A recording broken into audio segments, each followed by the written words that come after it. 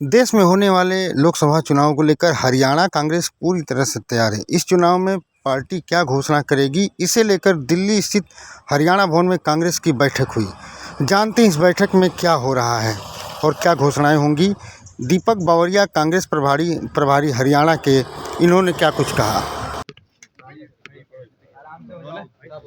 Sir, बैठक हुई, manifesto हुई, किस तरह का मैनिफेस्टो हो सकता है हरियाणा में? आज हमारी जो मैनिफेस्टो कमेटी की मीटिंग हुई उसमें जो है प्रदेश की जो चेयरमैन है उन्होंने 25 से 30 सब्जेक्ट पर जो है उसका सब्जेक्ट कमेटी बनाई है और पूरे प्रदेश में से कम 80 से 100 लोग हर समाज से, हर क्षेत्र से उन्होंने इसमें सम्मिलित किए हैं, जो स्टेक होल्डर्स कहे जाते हैं।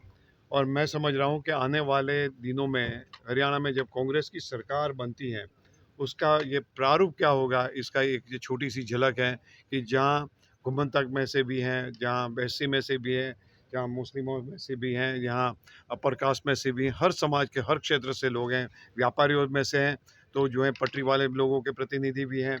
और आप देखें तो एक छोटे से छोटे इवन जो वो नरेगा के जो वर्कर हैं उनकी प्रतिनिधि भी जो है, इनके बीच में महिला प्रतिनिधि हैं और महिलाओं की समस्या है तो उसके बारे में भी बात करने वाली एक्सपर्ट है। कोई नशेबंदी के बारे में करते हैं, कोई रोजगार के बारे में करते हैं, युवा में भी जो कहें आपके प्रदेश में जो एक्स आर्मी मैन होते हैं तो उसके बीच समस्याएं जो है तो उसके बारे में भी बात करने वाले हैं। एक्सपीरियंस लोग जो इंफ्रास्ट्रक्चर है, रोजगार सर्जन है, उसके लिए भी बात करने वाले बड़े बड़े मंत्री जो रहे वो भी हैं। तो एक जो कहते हैं ना, एक मेघधनुष की रचना जो है इनकी की गई है।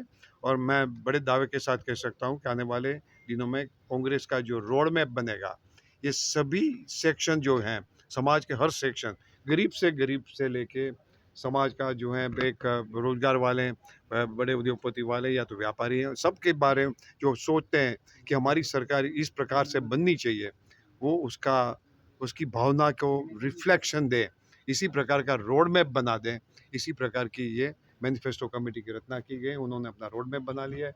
शुरू के 1-2 सप्ताह में जो हरियाणा का केंद्र से संबंधित मुद्दे हैं, जैसे किसानों का एमएसपी का मुद्दा है उदाहरण के तौर पे, इसी प्रकार के मुद्दे हैं, उसको फिल्टर करके वो चिदम्बरम साहब की कमेटी को सौंप देंगे और उसकी बाकी मैनिफेस्टो की कार्रवाई असेंबली चुनाव तक आगे चलती रहेगी।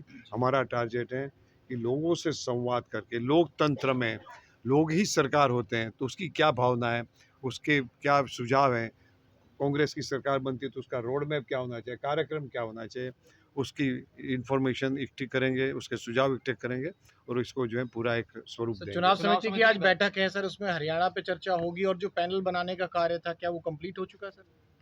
कल मैंने आपसे सबसे बताया है, आज मीटिंग है उसमें जरूर से हरियाणा की चर्चा होगी।